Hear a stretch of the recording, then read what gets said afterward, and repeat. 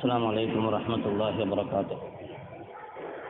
الحمد لله وكفى والصلاة والسلام على عباده الذين اصطفى. أما بعد،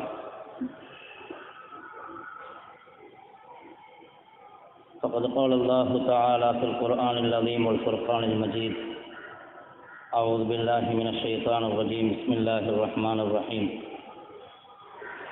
أن أدوا إلي عباد الله. صدق الله العظيم. கண்ணியத்திற்குரிய இந்த சுதந்திர விழாவினுடைய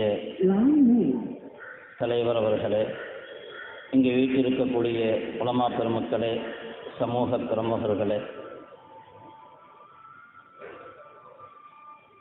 உஸ்தாதுமார்களே, மாணவ செல்வங்களே, நாம் இப்பொழுது 79ஆம் சுதந்திர தினத்தை கொண்டாடி கொண்டிருக்கிறோம்.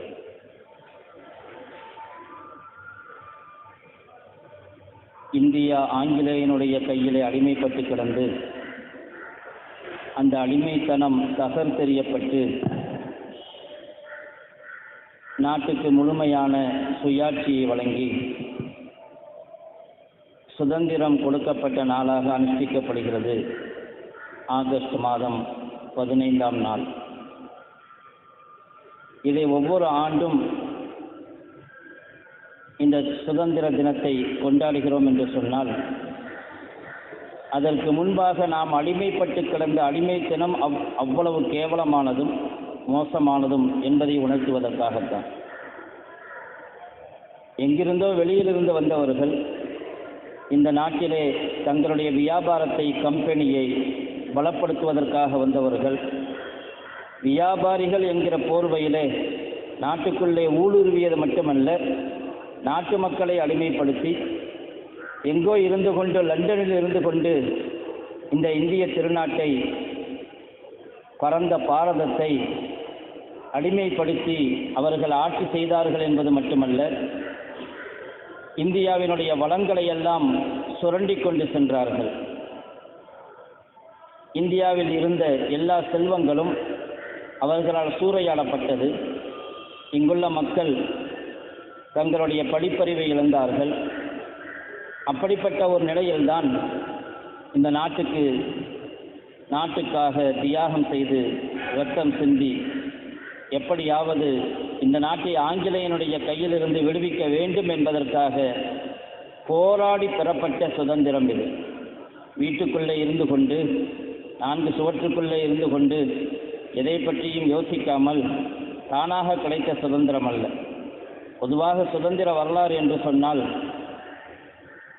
1947 ஒட்டி இருக்கக்கூடிய 50 வருடங்கள், அல்லது கொஞ்சம் அதிகமாக சொன்னால் அதற்கு முன்பாக உள்ள ஒரு 50 வருடம், 1857ஆம் ஆண்டு சிப்பாய் கழகம் என்று சொல்லப்படுகிற அந்த போராட்டத்தில் இருந்துதான் வரலாறு பிரபல்யமாக பேசப்படுவதுண்டு.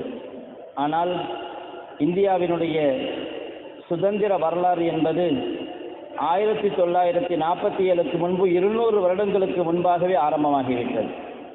முதல் 100 ஆண்டுகள் தலைமைத்துவம் பெற்றவர்கள், முன்னணியில் நின்றவர்கள், தனியாக நின்றவர்கள் முஸ்லிம்கள் தான் என்பது சரித்திரம்.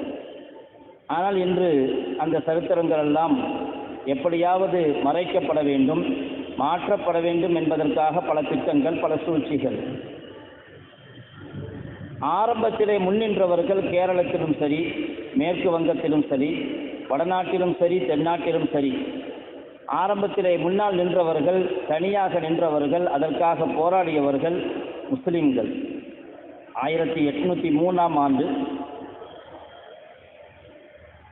ஷாஹ் அப்துல் அசீஸ் ரஹிமஹுல்லா அவர்கள் இந்த நாட்டில் நடக்கக்கூடிய அநியாயங்களை பார்த்து, வேறொருவன் நம்மை அடிமைப்படுத்தி வைத்திருப்பதை பார்த்து இந்த நாட்டை தாருல் ஹர்ப் என்று அறிவித்தார்கள். ஆங்கிலேயனுக்கு எதிராக போராட வேண்டும், ஜிஹாது செய்ய வேண்டும். ஏனென்றால் அவன் நம்மை அடிமைப்படுத்தி வைத்திருக்கிறான், நம்முடைய மார்க்கத்தின் மீது நடப்பதற்கான சுதந்திரத்தையும் கொடுக்கவில்லை, மக்களுக்கான சுதந்திரத்தையும் கொடுக்கவில்லை. இப்படிப்பட்ட சூழலில் இது முஸ்லிம்களுக்கு மட்டுமல்ல, நாட்டு மக்கள் ஒட்டுமொத்த அனைத்து மக்களுக்கும் கொடுக்கப்படக்கூடிய பெரிய தொல்லைகள், அனைவர்களும் அதை சந்தித்து கொண்டிருக்கிறார்கள். எனவே இந்த நாடு தாருல் ஹர்ப் என்று பத்துவா கொடுத்தார்கள். அவர்களுடைய பத்துவா தான் ஆகப்பெரிய பிரதிபலிப்பை ஏற்படுத்தியது நாட்டு மக்களிடத்திலே சுதந்திர தாகத்தை. அதற்கு பிறகு அவர்களின் மூலமாக உருவாக்கப்பட்ட ஒரு படை, அது இராணுவமாகவே செயல்பட்டது, ஒரு எதிர்ப்பு கிளர்ச்சி படையாகவே செயல்பட்டது. ஆங்கிலேயனுக்கு எதிராக அவனை வெளியேற்றும் வரை ஓய மாட்டோம் என்று செயல்பட்டது. அவர்கள் மக்காவுக்கு சென்றார்கள், ஹஜ்ஜி செய்தார்கள். மக்காவுடைய பூமியிலே வைத்து சையீத் அஹ்மத் ஷஹீத் ரஹிமஹுல்லா, இஸ்மாயில் ஷஹீத் ரஹிமஹுல்லா, அப்படிப்பட்ட பெரியவர்களுடைய கூட்டத்தார்கள் மக்காவில் வைத்து அவங்களுடைய ஷேக்குமார்கள் முரீதிடத்திலே பையத்து வாங்கினாங்க. பொதுவாக ஷேக்குமார்கள் முரீதிடத்திலே பையத்து வாங்குவது என்பது அவர்கள் செய்யக்கூடிய இபாதத்துகளுக்காக, செய்ய வேண்டிய அதுக்கார் திக்ருகளுக்காக. ஆனால் அவர்கள் பையத்து வாங்கியது இந்தியாவிலே ஆங்கிலேயனுக்கு எதிராக போராடுவோம் என்று, ஆங்கிலேயனை விரட்டும் வரை ஆங்கிலேயனை எதிர்த்து நிற்போம் என்று மக்காவில் வைத்து பையத்து வாங்கினார்கள். அதே போன்று பையத் பெற்றதோடு மட்டும் நிற்கவில்லை, இந்தியாவிலே அதை செயல்படுத்தியும் காட்டினார்கள், நடைமுறைப்படுத்தியும் காட்டினார்கள். எதிரிகளுக்கு சிம்ம சொப்பனமாக நின்றார்கள், ஆயுதம் வேண்டி தாக்கினார்கள். எதிரிகள் பீரங்கிகள் வைத்திருந்தால் இவர்கள் சாதாரண ஆயுதங்களை கொண்டு தாக்கினார்கள், மறைந்திருந்து கொண்டு தாக்கினார்கள். ஒரு பெரிய எதிர்ப்பை முஸ்லிம்களிடத்திலிருந்து சம்பாதித்தார்கள். அவர்களுடைய அந்த போராட்டம் கண்டிப்பாக அவர்கள் சில நஷ்டங்களை, முஸ்லிம்கள் சில நஷ்டங்களை சந்தித்தாலும் கூட நாட்டுக்கு ஒரு பெரிய பயனை கொடுத்தது. 1831 இஸ்மாயில் ஷஹீதாக்கப்படுகிறார்கள். ஆங்கிலேயனுக்கு எதிராக போராடியதன் காரணமாக அவர்களுடைய பெயரிலேயே சேர்ந்திருக்கிறது ஷாஹ் இஸ்மாயில் ஷஹீத் என்று. அவர்கள் ஷஹீதாக்கப்படுகிறார்கள். அதற்கு பிறகு 1857 சிப்பாய் கழகம் என்று சொல்லப்படுகிற ஒரு பெரிய போராட்டம் வெடித்தது. ஆனால் அதற்கு பெயர் முதல் சுதந்திர போர் என்றும் சொல்லப்படுகிறது. அந்த முதல் சுதந்திர போரை முன்னெடுத்தவர்கள், அதற்கு தலையாய காரணமாக இருந்தவர்கள் முஸ்லிம்கள் என்பதை ஆங்கிலேயனே ஒத்துக்கொள்கிறார். முஸ்லிம்கள் தான் இந்த புரட்சிக்கு காரணம், அவர்கள்தான் மக்களை தூண்டிவிட்டார்கள் என்று முஸ்லிம்களும் முன்னணியில் இருந்தார்கள். அதே போன்று ஷாமிலி யுத்தத்திலே தலைமைத்துவம் ஏற்றவர்கள் ஹாஜி இம்தாதுல்லா முஹாஜிரே மக்கி ரஹிமஹுல்லா அவர்கள். அதே போன்று இராணுவ தளபதியாக இருந்தவர்கள் தாருல் தேவபந்தினுடைய நிறுவனர் காசிம் நானூத்துவி ரஹிமஹுல்லா அவர்கள், ரஷீத் அகமது கங்கோஹி ரஹிமஹுல்லா அவர்கள் போன்றவர்களெல்லாம் முன்னணியில் நின்றார்கள். ஒரு வழியாக அவர்களுடைய போராட்டம் பெருவெற்றியை கொண்டு வந்து சேர்த்தது. இருந்தாலும் 1857 நடந்த சிப்பாய் கழகத்திலே முதல் சுதந்திர போரிலே முஸ்லிம்களுக்கு வெளிப்படையாக பின்னடைவு ஏற்பட்டது. அதிலே ஆங்கிலேயன் வெற்றி பெற்றான், பலரையும் சுட்டு தள்ளினான். அந்த சமயத்திலே சுட்டு கொல்லப்பட்டவர்கள் மட்டுமே 27,000 உலமாக்கள் இருப்பார்கள் என்று சரித்திரத்திலே பார்க்கிறோம். அப்படிப்பட்ட ஒரு பெரிய எதிர்ப்பை சந்தித்தார்கள். எனவே முடிவெடுத்தார்கள், வேறு வழியிலே நாம் முயற்சிக்க வேண்டும் என்று. 1857 பிறகு 9 வருடங்களுக்கு பிறகு 1866 தாருல் தேவபந்த் என்ற கலாசாலையை நிறுவினார்கள் காசிம் நானூத்துவி ரஹிமஹுல்லா அவர்கள்.